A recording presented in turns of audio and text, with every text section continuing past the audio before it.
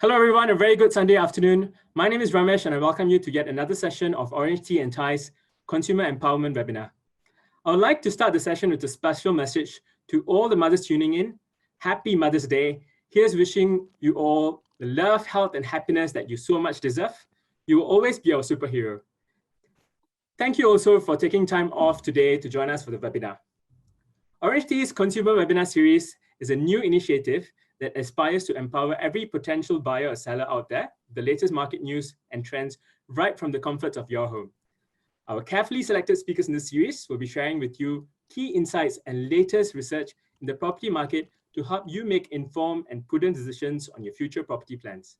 And I must say, it's really encouraging to see so many listeners tuning into a webinar session this afternoon. Today, you're in for a real treat as our speaker for today is none other than Ms. Christine Sun, Head of Research and Consultancy at Orange Tea and Tie. Christine has more than 20 years of research and consultancy, sales and marketing experience. Having worked for a few leading developers and real estate agencies, she has garnered vast experience across the residential, commercial, hospitality, and industrial sectors. With a strong marketing background and having handled more than 1 billion property sales accounts, Christine's research work is highly market relevant and consumer-centric. She's sought after by developers, investment firms, banks, and for consultancy services and property advisory. Her analysis has been quoted by Bloomberg, Reuters, BBC, CNBC, International Herald Tribune, South China Morning Post, and global media platforms in Europe, United States, Canada, Australia, China, and many parts of Asia. Despite her long list of accolades, she still thinks one of her biggest achievements to date is being a mother. So happy Mother's Day to you too, Christine. The topic for Christine's talk today is investing in crisis, a profit analysis. She will be sharing with you her analysis on how properties that were bought during previous financial crisis has performed over the years, with an in-depth analysis of the profits and losses generated for these properties. A gentle reminder for the listeners tuning in, if you have any questions pertaining to the talk or property market in general at any point during the session, all you have to do is click on the Q&A option at the bottom of the screen and type in your questions. We have on standby a panel of real estate veterans and experts to answer all your burning questions. And you can ask these questions during any time during the session. You can also address your questions directly to the speaker, Ms. Christine, which she will be taking after her presentation. I think I've spoken enough. I'm sure all of you are waiting eagerly. So without any further delays, please invite Ms. Christine Sun. Thank you. Hello, everyone. Thank you, Ramesh, for your wonderful introduction. Before I begin, I just want to say again, a very happy Mother's Day to all the mothers out there who is tuning in right now. I hope you had spent a very good weekend with your children and also with your family. Okay, so thank you very much for tuning in today. Today I'll be talking about this topic, investing in crisis. I think this is a topic that will be of interest to many people because I think it's not something very unusual that we're talking about crisis right now, because every day when you read the papers, it's talking about economic slowdown, even a global recession may be coming and so on. But beneath all these things that is happening, all the negativism that is in the market, we believe that there are still some opportunities out there, because definitely over the past few weeks, we have been receiving a lot of inquiries from buyers who were quite interested to find out what sort of investment opportunity will be out there. So in order to answer this question, perhaps one way is to look at how properties have fared over the past few years, especially those that were bought during the last crisis. So what we'll do is that we'll be coming from a research or data perspective, that we'll be looking at how some of these properties that were bought during the last crisis, 2008, what type of profit or losses that they have made. And from there, we will then look at what are the kind of properties that we can look out for if we are interested to buy one during this period of time. So how will recovery look like this coming maybe months or even the coming weeks and so on? I think this is something that I don't think there is still a consensus, because things are still quite uncertain right now. Some people in the market thinks that the recovery could be a V-shape, because they feel that once the all the cooling, not cooling measure, all the restrictions that have been removed, the border controls, people start traveling, perhaps the recovery be quite fast. But there are some people who think that it could be a Nike swoosh, it will take some time for it to go up. The other one that may happen is a U shape. In fact, some people say it could be a prolonged U. And even this one, this is something new. I've never seen this, but yesterday I saw this, the square root, okay, where the recovery will be a V shape and then after it will plateau. So this is quite interesting. If you want to see, okay, what this whole thing looks like in terms of GDP growth, this is something that I got from Bloomberg, where they talk about what will be the kind of recovery that we will see for the US GDP. So if you look at this chart, it shows you the V shape here, or it could be the swoosh here, or even, a prolonged U. So what is going to happen to Singapore's GDP growth, and what do you think will be the recovery like? So later on, we will discuss more about that, okay? So, but if you look at Singapore's, in terms of property prices, it's also quite interesting because if you look at all the past crises, for instance, like here, Asian financial crisis, or even the dot-com bust 911, or even here, the global financial crisis, you'll realize that it seems like it's quite a V shape, okay? And there's actually a quick recovery of the price index, okay? This is a URA price index that shows you the price movement of private properties. So this is something that you may want to look at it, okay? But the interesting thing that you may want to note is that if you look at this, okay, at every bottom of the price drop, you'll see that it's still higher than the previous bottom, okay? So I have some friends who ask me, do you think that for this time round, prices will go back to the previous level? That means we'll see perhaps, prices of homes, private homes going to maybe 700 or 800 per square foot and so on. But if you look at this trend, it may look as if like, even if prices is going to fall, the bottom may still be higher than the previous bottom, okay? So this shows us that perhaps there is a good capital appreciation of private homes in Singapore. So what is happening to the market right now? Okay, we know that there's been a lot of news about what's happening to the dormitories in Singapore, circuit breaker measures and things like that. But if we look at the property market, we find that something is quite interesting to note, especially ever since the pandemic started in January. Of course, it started overseas, perhaps in the later part of last year. But in January, I recall, even during the Chinese period, people were already talking about pandemic. And even for our company from February, we started doing like some safe distancing measures, and things really kicked up quite a bit in March. And then of course, we went into the circuit breaker measures in April. So with that, there seems to be already some uncertainty happening this year. But even then, these are some of the recent headlines that has grabbed the attention for the property market. For instance, if you look at this article that was cut out in February, this developer, Wing Tai, is sold 70% of their luxury property, the M, over the weekend.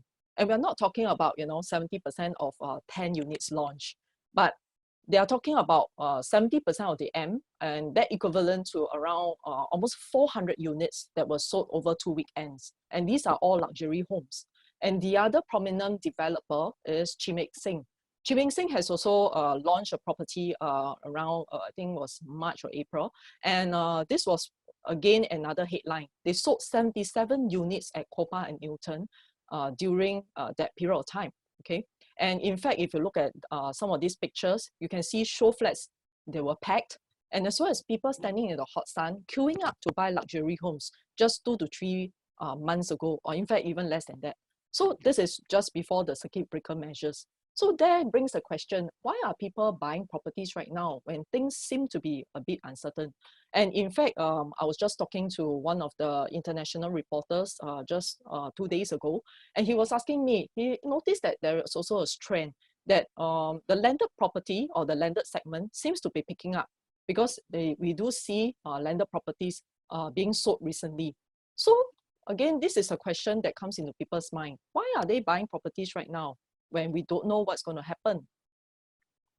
And this is another very interesting article. Just 2 weeks ago, attention grabbing, because it shows here in Singapore, there was a British expat that paid $10,000 per month to rent a swimming pool. We know that during the circuit breaker measures, all the condo facilities are closed. And because of that, some of these people, expats, they cannot use the facilities. So what this person did was that he has decided to rent a swimming pool in one of the bungalows in Sentosa. And he has decided to pay $10,000 per month in order to use the swimming pool by himself. Okay, so this is really mind-blowing because it's really extraordinary, especially in times like this. So the question will be, why are people doing this kind of things? And a lot of people are asking, is it the best buying opportunity right now?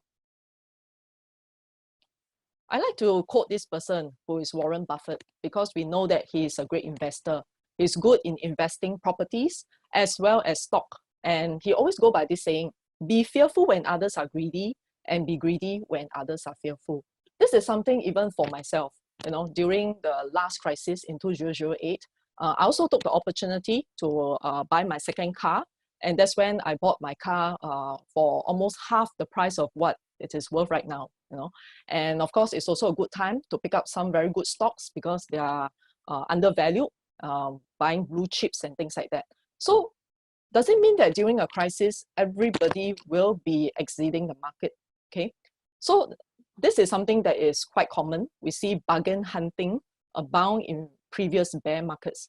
So this is a chart that shows STI Global, the index, where it shows that during a financial crisis, for instance, like Asian financial crisis and global financial crisis, you can see that prices of stocks in Singapore has dropped. And so it happened in 2008.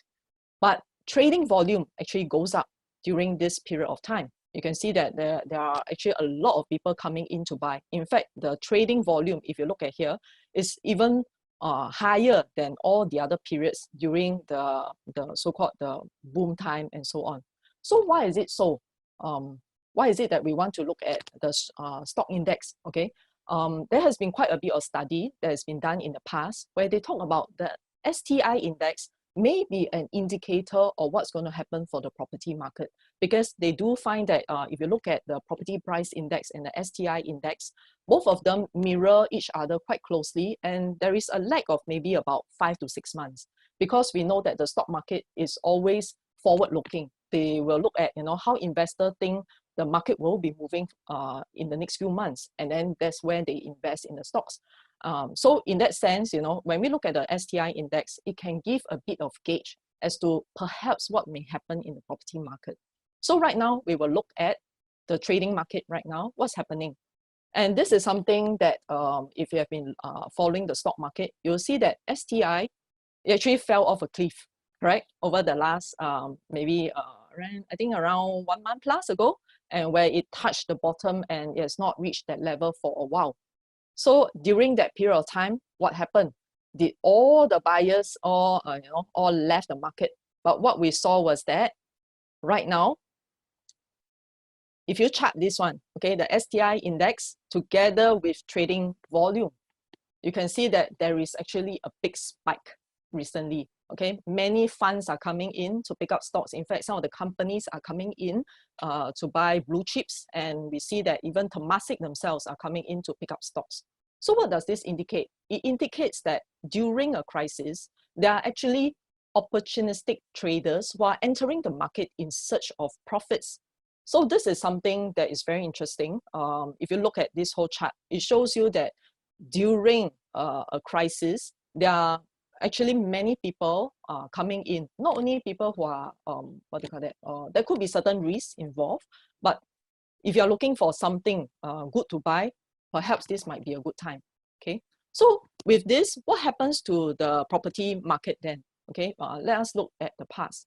This is a chart that shows you the URA price index, okay? This is the orange line here, shows the price movement of private homes as according to URA index, okay? So it shows the movement. And the other chart here, the green bar here, shows the GDP growth for Singapore. So if you look at this whole chart, it shows you that right now we are down here, the first quarter of 2020. So this red bar shows you that looking at flash estimates, I think the actual data is going to be released quite soon. But if you look at flash estimate, we already know that Singapore may be heading into a recession. So down here, you see that it's a negative bar. But this is not the first time it happened. If you look at the past few crises, for instance, like the global financial crisis and H1N1, it was also a negative GDP growth, as well as 911 and Asian financial crisis. But what happened to the private price index? If you look at here, you see that whenever we go into a negative GDP growth, which may potentially mean that we are in a recession, you can see that prices of homes have actually dropped, okay, down here. And then the same thing for 911, there is a slight drop here, and then for H1N1, global financial crisis as well. So if you look at, if history has anything to go by, is it anybody's guess what's going to happen to the price index? Okay, already we know that the first quarter of this year, prices have already begun to soften for the overall property market in Singapore. But the other thing that I want to bring your attention to is that if you look at the negative GDP growth in Singapore, it is usually not very long. Usually it lasts for maybe 3 quarters or at most 4 quarters if you look at the past. So this may bring some comfort, especially for Singaporeans or even investors, to know that even if we are going to a recession, hopefully this time around is not going to be very long, because we know that although this is something that is very unprecedented, especially for the pandemic, this is also a first time that we have seen an unprecedented amount of stimulus that have been pumped into the economy to help to keep jobs afloat, as well as to keep the economy going. So this is something that is very good. Not only Singapore is pumping in a lot of money, major economies are doing all their best to keep the economy floating as well. So we are just of course we are hoping for the best right now. But the other thing that I want to bring up is that I have some friends who are saying, oh, perhaps I may not want to buy a property right now because I'll wait for prices to drop maybe 1 or 2 years or even 3 or 4 years. But if you look at the history in Singapore, it looks like prices usually do not fall for a very long time, okay? Perhaps maybe just 1, 2, or 3 quarters, as you see down here, okay? So why is it so? Because when you look at sales volume, it looks like whenever prices fall, sales volume will immediately rebound. So this happened for Asian financial crisis, even in 911, as well as H1N1. In fact, if you look at the rebound, this level, let's say for example, is even higher than what we have seen over the last few years, that is during the positive GDP growth period. And it happened for the past few crises as well. So you can see that this is a very interesting phenomenon in Singapore, where a lot of buyers are not even waiting for a very long time. Immediately when prices fall during the first quarter, people are already charging into the market. So maybe I can share with you this one example of what happened during the 2008 crisis. So for instance, for this example, in 2009, Fraser Centrepoint launched this project called Caspian, which is located in Jurong. And this project was marketed at a very good price, around 580 to 650 per square foot. And once they launched at that price, I record even within, I think, a few days, they sold about 300 units. For me, at that time, I was working for Fraser Centrepoint, doing marketing at that time, at that period, and I was helping for this project. And I record that even at 12 midnight, people were literally coming to the show flat and throwing their checks. And by the time we processed the option, it was already 3 a.m. And that happened for a few days. So that is the kind of thing that you see in Singapore whenever prices come down even slightly. And the other project that is quite prominent is this project called Alexis at Alexandra. This is a project that is located at Queenstown MRT, and it was very popular at that time because this is a project with many small units, and with this small units, so it's easy for these investors who are buying for rental and so on. So again, when they launched this project, it was sold out during the height of the crisis, 100% sold within 1 weekend. And this is another project, 8 at Woodleigh. This is a project that I was personally doing at that time. And again, they sort of launched it slightly lower than the price that was selling at the time. During that period, the price was around 800 or 900 per square foot in the area. So they launched it just slightly lower, about 790 per square foot. And again, within 3 days, the whole project was almost sold out. And this is quite phenomenal, or really a remarkable achievement, because it was during the height of the economic crisis in 2009. And during that time, the MRT station was not even open. And you know that during that time, you know, for Woodleigh, the whole Bidadari was still a bare area, and nobody was not even sure what is the kind of master plan the government has for that project. So this is the kind of thing that we are looking at, okay?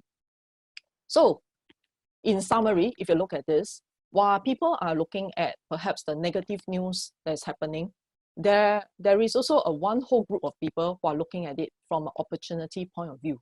So for instance, right now, if you have been following the news, you'll know that a lot of funds and even some of these venture capitalists, they're coming in to buy distressed firms, because this is a good time for them to buy you know, some of these buildings or properties at very good prices. The other one that I want to bring attention is that what about some of the other things like gold? So this is again S&P 500. It shows you the periods of recession and so on. But gold was one of the commodity where prices have gone up very much during that time. Another one that is very active right now are auctions. Okay, we do see that auction listing has been picking up. Distressed properties have been put in the market recently, and you can see that a lot of people are going in to buy some of these properties. Okay, and of course, for a person like me, I'm looking at COE. Okay, so I'm not very sure whether is this something that will interest you. But okay, so this is what my daughter taught me. Put 3 arrows to emphasize, you know, the point that I want to bring. So if you look at this, COE prices, if you can recall, it really plunged, okay, during the last crisis, 2008. And in fact, I don't know whether you can recall this, the $2 COE price. Okay, so this is something that I don't know whether it will happen again. In fact, the last month's COE bidding was being put off because of the circuit breaker measures. But I guess this is something that, you know, if you're not buying a building, you're not buying gold or properties, maybe a car, you know, could be something that you may want to look out for. Okay. So, okay, so with that, this is the kind of what's happening to the market right now. I hope I have already given you a very broad overview of what's happening. But I also remember somebody said quite a good advice. They said that if you really want to know what is the best thing to do during a crisis, the best thing is to look at the wealthy people, okay? Because the ultra rich, the wealthy investors, they are very savvy, they know what to do. So because of that, I went in to look at the market, and I wanted to see how is the luxury market doing in Singapore. So I went in just last week to look at the URA data, and I was pretty surprised to see this, because if you look at this chart from URA, okay, we didn't make up this number. This is really the caveats that has been lodged. These are new homes that has been sold in the core central region. And you can see that down here, Q1 of the first quarter of this year, which is from January to March, you can see that almost 500 over units of luxury homes have been sold. Again, what I mentioned earlier is that even in January, we already know that the pandemic has started. So this is the kind of thing that we're looking at. And of course, if you look at this, you know, over the luxury home sales have been picking up over the last few months, because after the cooling measures were implemented down here in the third quarter of 2008, after that, it started picking up down here. So you can see that, you know, even with the pandemic going on, you can see that some of these wealthy investors are still coming into Singapore. And perhaps some of the projects have been launching at a slightly lower price. So this may explain why many of these people are coming in. So if you look at year on year, there is actually almost 200% growth in terms of luxury home sales over the last quarter. And what about the other segments? Like I mentioned just now, I look at the numbers, and it's true that even during the first quarter of this year, landed properties, is look at the sales volume, is still pretty resistant. For instance, if you compare with the previous few quarters. So it looks like, landed homes are selling, and slightly lower level of non-landed homes. But if you talk about the total volume of those properties priced $3 million and above, it's almost touching the 5-year average quarter, which is pretty good given that the uncertainties that's happening in the market. So you can see that both the luxury segment and super luxury segment right now, demand is still quite resistant. And what about the ultra luxury segment above $10 million? What we found is that 41 units were sold over the last quarter. And in fact, this is the number that we saw even before the pandemic over the last 2 quarters. So I went in, I added in this few which were transacted in April. And again, 5 of these properties, they were transacted even after the circuit breaker measures. And this was one of the transactions that caught my attention, which was this 800 square meter Ardmore Park that was transacted for $27.7 million. And this was sold 24 April, which was about 1 to 2 weeks ago. So this was being transacted during the circuit breaker period. So what does this show you? It actually shows you that perhaps even with what's happening to the market right now, the rich and the ultra rich are actually taking the opportunity to come into the market. So the other question that was posed, this was a question that was given to me by CNA. This person was asking me, do you think that the slowdown in China will mean that the foreign buying will perhaps drop in Singapore? So my reply is that you have to see things in perspective, because China is a very huge nation. It's 1.3 billion people, and her growth potential will likely be uneven across different sectors. So it is quite true that in terms of retail and so on, they are also quite affected. But some sectors will continue to do well. For instance, like IT, healthcare, e-commerce, and we know that they are the powerhouse supplying consumer goods globally. So when you look at this whole thing, you'll know that some of the mainland Chinese will continue to do well, and perhaps they may continue to come into Singapore. So what would they do? They will likely divert their funds, because we know that right now China's economy may not be very good, and they may devalue their yuan further, especially right now US is talking about perhaps starting the trade war again. So we will likely see some of these people to continue to come in. All right. Okay, so that is the end of my first part of the presentation. Right now, I'll go into the profit analysis. We want to understand why is it that some of these investors, they are looking at investing during the last crisis. So what we want to do is that we want to look at the profit and loss of homes that were bought during the last crisis. So what we have done is that we look at URA caveats, okay? For this analysis, we do quite a bit of rigorous algorithms and some formulas and analytics in order to do this. What we'll look at is we look at all the new homes that were bought and then after that successfully resold from 2007 to first quarter of this year. And for instance, if you have bought, let's say example, a unit at Caspian in 2009, then if you have resold it in maybe 2014, what we'll do is that we'll look at the unit number, we will match the 2 unit numbers together, and then we'll calculate the profit and loss. And from there, we will calculate the average profits and loss for a particular location. So if you look at this chart here, we managed to match about 15,000 over caveats, which is quite a large sample. Of course, in Singapore, we know that many people buy properties for their own stay or for rental. So this is something that for whoever would want to resell it, we will take those units and then after we calculate. And what we found is that for CCR, or the Core Central Region, which is a proxy for the luxury market, the probability of making a profit is about 7 out of 10 properties. And the average gross profit made is about 330,000. For RCR, which is the city fringe, we managed to match about 4,500 units, and the average profit made is about 240,000. And for the mass market segment, OCR, we can see that the average gross profit is about 190,000, okay, which is, and this number is actually very healthy. It shows you that more than 9 out of 10 properties have actually made profit if you were to resell it during this period of time. And gross profit is about 190,000. But of course, if you can afford to buy a more expensive home, perhaps you may want to consider a home in RCR or CCR, where the gross profit is slightly higher, but of course the chances of making profits might be slightly lower. For here, you may notice that this number is very much lower than the rest because we included properties that were bought during the boom time for those Sentosa units. And we know that during that time, a lot of people bought units there. And then after that, the market was, as in the location, didn't turn out to be as good as expected in that sense. So that explains why. Okay, but by and large, most of the properties in the luxury market was still quite profitable. Okay, so now that we have done this, what I'll do is that we look at what about at which juncture do they buy these properties?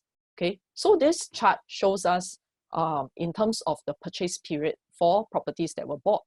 So if you look at here, let me give you an example. For instance, if you have bought a property in 2008, the potential gross profit that you have made would range about 200,000 to about 300,000. But if you were to buy the property perhaps in 2013, the profit that you'll likely make or they had made at that time is about maybe 50,000 to about 100,000. Okay, these are for mass market homes. So you can see from here, if we chart out the purchase period for properties that were bought over the last 17 years, you'll notice that the gross profit made was highest, okay, when the people bought all these properties during the last global financial crisis down here. And you can see that this is the highest profit made even compared to all the other times down here, okay. So what about for properties that were held longer? Because we know that in the past, there were quite a bit of sub-sales that were going on. So we took away all the sub-sale units and then we added in the seller's stamp duty. And then we wanted to see for those who want to hold longer term, more than 4 years, that means they sell after completion, you'll notice that the gross profit made is still higher than all other periods, if you look at this chart, okay? And if we look at the other market segments, for instance, like the luxury segment and the mid-tier segment, you'll notice that the chart is very similar, where the highest gross profit made seemed to be during the last financial crisis, okay? Bring your attention here to the luxury segment, where you notice that perhaps down at this period of time, there were some losses that were made down here. So for these projects, it could be because they bought it at quite a high price, and this could be a reason why the government implemented cooling measures during this period from 2013 onwards, 2012 onwards, and they wanted to bring prices to a more sustainable level, okay? But generally, if you look at these charts, it shows you that those who bought during a crisis, they generally made more profits than the other periods of time. We have been talking about profits. What about losses? Okay, because we know that during when you want to buy a property during a crisis period, there are certain uncertainties as well. Okay, so when we look at losses, we don't look at the magnitude of loss, okay, but we look at the number of people who made losses during the period of time. So here you'll notice that those who bought during the last financial crisis, the number of people who made losses also tend to be slightly lower than all the other periods. For instance, at this period where people bought during the height of that means during that time. So if that's the case, so the incidence of making losses could be lower if you were to buy during a crisis, because the price that you're paying is potentially much lower than other periods of time, okay? So with this, we look at what about those people who made the highest profits, okay? If you look at the highest profits, you'll notice that, for instance, like this one, Clementi Woods Condominium, it was bought in first quarter 2007, sold in Q2 2018, about 10 years later, and they made $1.6 million. This is for mass market home, which is pretty high, you know, for the price that they made.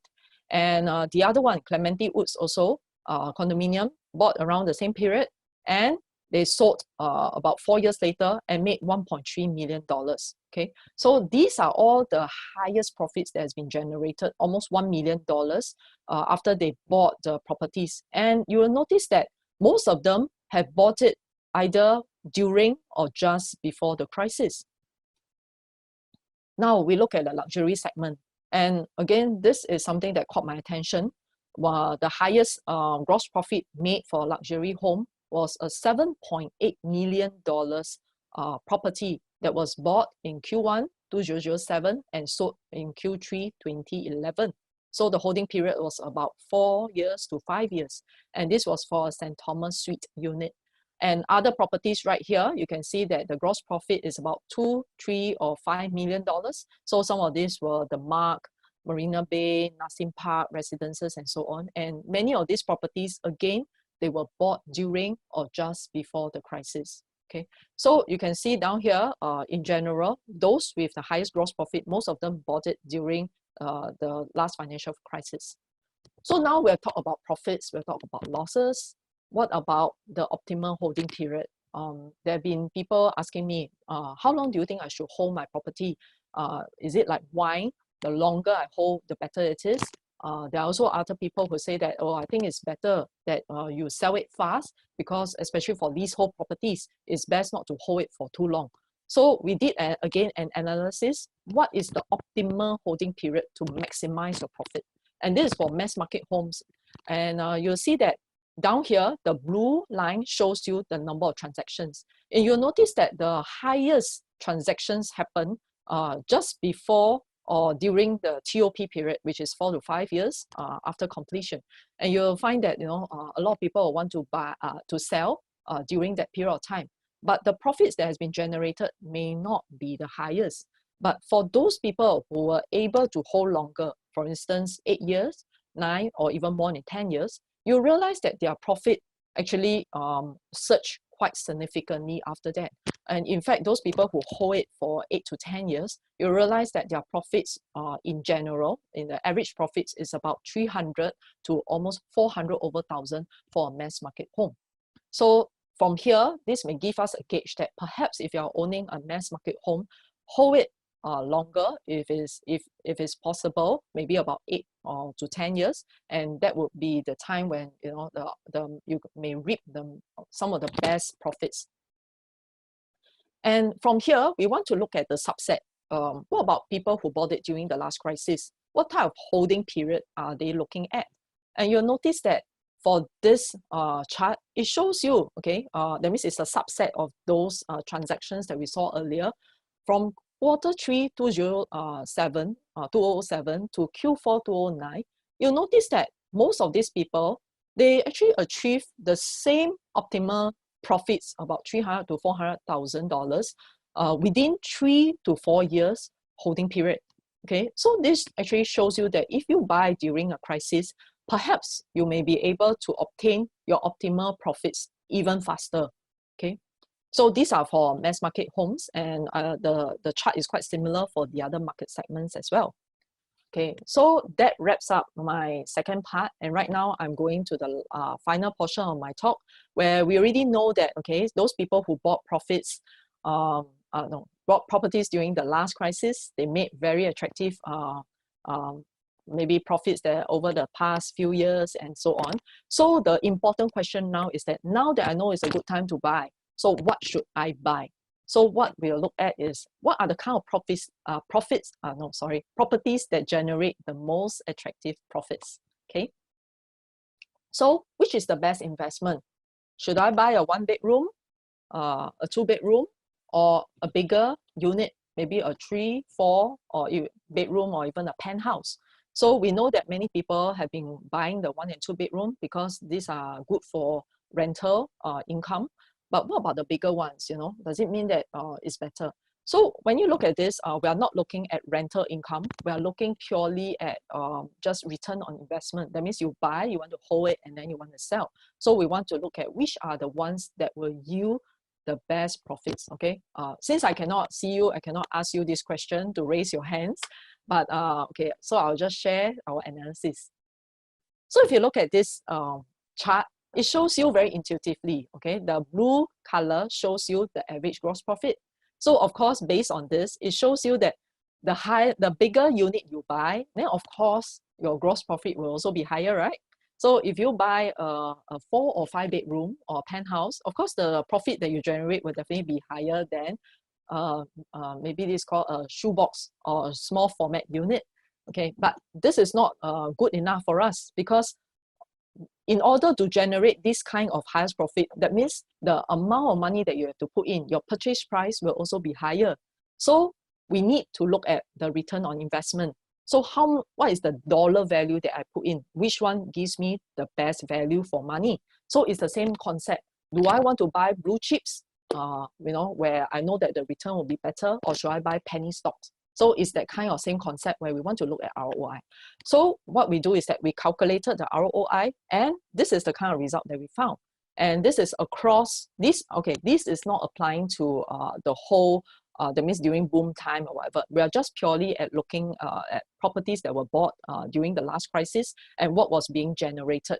Okay, so during the last crisis, what we found was that properties that were bought, that means with this size range, 800 to about 1,600 square feet, we find that the ROI is actually the most optimal, 24.4% or 25% down here. Okay, and not too bad for the 1 and 2 bedrooms down here.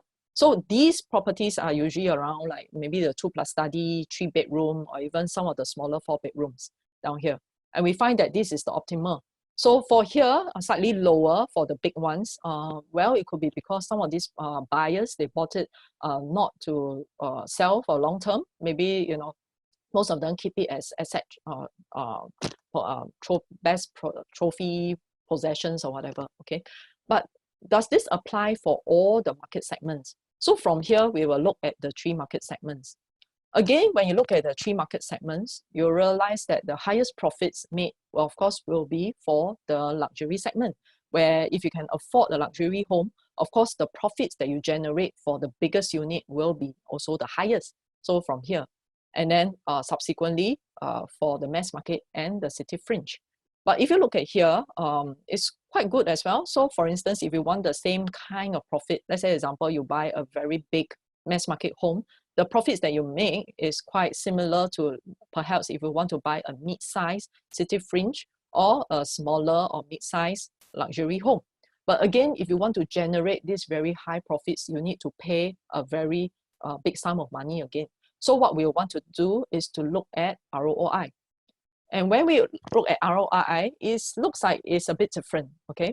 So this shows us that if you want to buy a luxury home, the return on investment looks like is the highest when you buy a mid-size luxury home down here. And for city fringe, it is also around the mid-size units. And for mass market, it looks like the bigger that you buy, it seems like the ROI looks to be more attractive.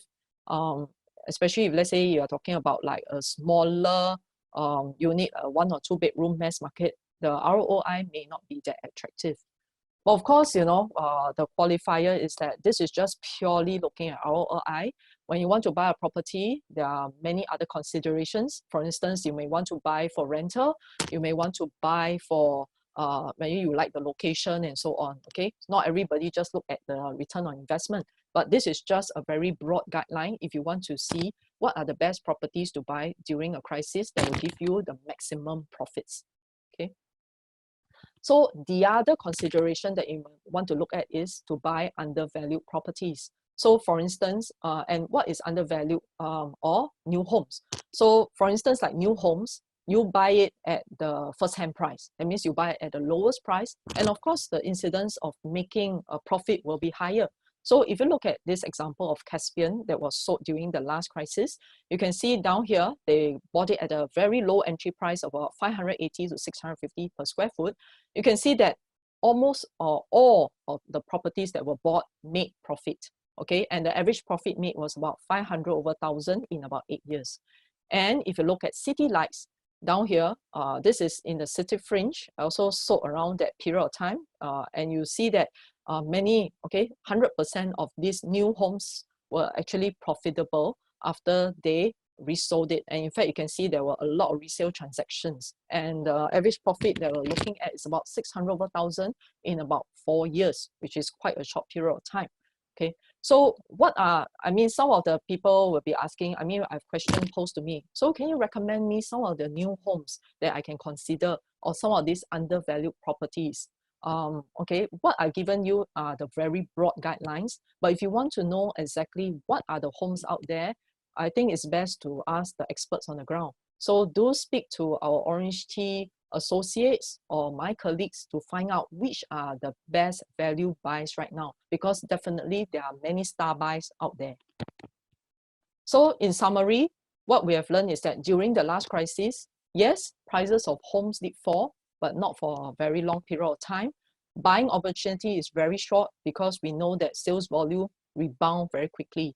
A lot of opportunistic buyers or investors are out there. Many are coming in, and in fact, we know that many Singaporeans have already paid up their first property, and they are just waiting for the opportunity to come in to buy their a second or third property for retirement or for their children. So, and Singapore has one of the highest millionaires out there. Okay, and another one, those who bought during the last crisis, what we have seen according to data is that they seem to have made a higher average gross profit. They seem to have a lower probability of making losses. And in fact, those who bought during a crisis, they need a shorter holding period to yield the same gross profits. Okay, so that brings the end of my presentation. Do stay tuned, continue. I'll be answering some of the questions that you may have. But next week, please look out for my colleague, Justin. He's a very, very good speaker, seasoned advisor in the property market. He'll be talking about what are the changes in the residential market dynamics coming up, what can we expect of the market moving forward. So do stay tuned for next week's session during the same time, and in this, that means also through this live stream as well. Okay, so right now I'll be taking question and answer, and right now I'll pass the time to my colleague Ramesh, who will then share with us some of these questions. Thank you, Christine, for that sharing. I'm sure our listeners found your research analysis very informative and useful for their future property investment plans. Yes, it's time now for the eagerly awaited Q&A session. As I did remind earlier, you could have asked your questions during the session itself, and our panelists have been answering many of your questions, but I'm going to pick some questions that are directed to Christine herself. Maybe I'll start out with this relevant question from one of our listeners, Mr. Wong. What do you think is the immediate outlook for the residential property market, given a COVID-19 environment and the impact of circuit breaker measures? I think this is something that's on everybody's mind. So Christine, what's your take?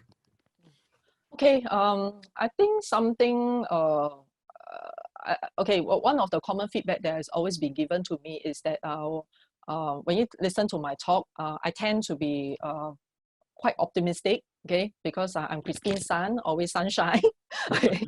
So we are not denying that things will be difficult or can be difficult in the coming months. But so what we are seeing is that it's true that perhaps price and demand weakness, we may experience some price and demand weakness moving forward. Already we are seeing that, you know, if you read just last week's papers, they talk about HDB resale volume has actually dropped to 30-year low, and this is something that we have never seen. But I think we need to make a very clear distinction here, because the sales volume that has dropped is very much to do with the circuit breaker measures. People will want to buy, people will want to sell, but how are they going to do it if the show flats are closed and even sellers cannot conduct viewings, you know? So, but it's already quite remarkable that even for HDB market, they sold about 400 over units. And recently I look at what about the private market, notice that in the private market for April, we are expecting about 600 over units to be sold actually. So across the whole private segment, that is to say. So you can see that perhaps what we are expecting is that, okay, in terms of total sales volume for this year, it's unavoidable. I think it will be lower than last year. But in terms of prices, I'm not quite sure what would be the very, would there be a big fall? But definitely, I think there will be some softening, especially for some of the segments. Thank you, Christine. Another question from Annie. I think it's quite related as well to the first question. Given the future economic uncertainties, do you still think properties are still a good investment asset? Okay. Okay, I think that this was also the same question that was posed to me when I recently did a podcast interview with CNA. Yes, I think that if you ask me, we have to put things in perspective because property purchase or property investment is not very okay. Right now, okay, in terms of speculative demand is actually very low because of all the cooling measures. So in that sense, when you want to talk about property investment, you always have to look at the long-term view. What do you see for Singapore in the long term? So to me, I feel that there are certain fundamentals that will remain unchanged even with the pandemic. For instance, why are so many foreigners coming into Singapore? Because they believe that, you know, when they park their properties here, there are certain things that are quite, I mean, it will remain unchanged. For instance, like, you know, one of the safest countries in the world, transparency, ease of business. And in fact, if people who are buying properties for rental, the rental market had been very strong in Singapore. In fact, the occupancy is way above 90%, which means that the probability of you finding a tenant is a very high chance in the long term. So for all this, you know, and earlier we also talked about capital appreciation. We saw how prices have been rising over the past maybe 30 years and weathered through many of the past crises. So this is something that we need to put ourselves into perspective, which is, do you still believe in that's what they call the Singapore story? Do you think that because of the pandemic, some of these fundamentals will change? For instance, suddenly, you know, Singapore will not be safe anymore, you know, will not be transparent anymore, you know, which I don't think so. So if you ask me, you know, do you think it's a very good, do you think that Singapore still holds that value in the long term? Then I think it should. Yes, I agree. Singapore always has a reputation for being a safe haven, and the fundamentals are always very strong. Another question from an anonymous listener. You did mention prices may soften. How much do you think prices could drop? Okay, I think that's a very tricky question and not easy to answer. But I think it's anybody's guess, and I'm also quite interested to know, you know, how prices will fall. But okay, but what I think is that what we can see is that from the past, if you maybe I'll just reorganize my thoughts. Okay, if you look at the recent articles, I remember that there was this study, consumer sentiment study or something that was done by NUS and was shared by Reuters. I think some of the analysts were predicting that prices for homes may fall about maybe 5 to 8%. Some were projecting about maybe even slightly more than that, and so on. And I know that out there are even analysts that talk about maybe prices may fall 20 or 30%. So I'm not sure. Do you think so? You know, if prices fall to that level, please inform me. but what I think is that for our house view is that we think that prices possibly may trend about -3 to about 4% for the whole of this year, which is already pretty significant if you look at the history of Singapore. Then of course I've read reports where they talk about, you know, during the last crisis where prices seems to have fallen about 20%. I think was the last, I think 1997, the Asian financial crisis. But I think we need to again put things in perspective because you're comparing now and almost like that's like what, 25 to 30 years ago, and no, sorry, maybe about 20 years ago, which is pretty long time. And you look at the whole environment. In the past, there were no cooling measures that were implemented. But right now, we have many safeguards in place, for instance, like TDSR, ABSD, and so on. And with all these safeguards, right, it's quite likely that those people who have been buying over the past few years, they probably could have afford to buy these properties. So in the past, prices have fallen into that level because there were a lot of fire sales. People couldn't hold the properties that they have bought. But right now, already, those who can buy, financially, they should be quite secure in a certain extent. And the other consideration is that we need to look at the environment. At that time, interest rate was very high. In fact, I went back to look at what was the interest rate in the past. It was almost like maybe 5 to 6% and even touching almost 7%. So that brought a lot of hardship to people who were saddled with quite heavy loans at that time. And of course, during that time, I think people's salary was not that high, in that sense. So that kind of environment, and you compare it right now. In fact, right now, interest rate is almost very, very low. And the government has also given like certain helpline in that sense. That means they allow people who really need help, they can delay their mortgage payments and so on. So that prevents some people, from really selling their units in desperation and things like that. So this is the kind of environment that we're looking at, and perhaps the fall may not be as much as what we saw in the past. Thank you, Okay. Christine. The more I listen to you, the more I learn stuff myself. We have a lot more questions coming in. Unfortunately, we're pressed for time because it's already 4 p.m. So I'm just going to take one last question from the listeners. I think this will be quite an apt question to sum it up. So Christine, we have we have a listener, Peter, asking, what is the greatest risk in buying a property now?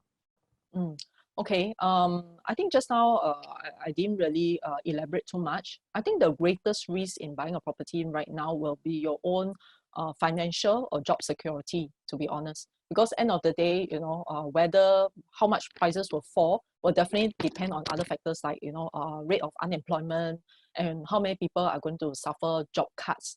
What we are looking at right now, I think as of now, we are still not hearing like massive job losses and things like that.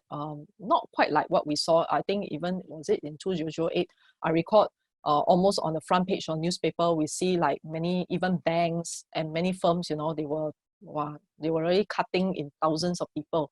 So this is something that it will be a key consideration. So when you want to buy a property, you may want to look at your own financial, that means your health in that sense, whether what type of jobs you are holding, are you holding a very high risk job?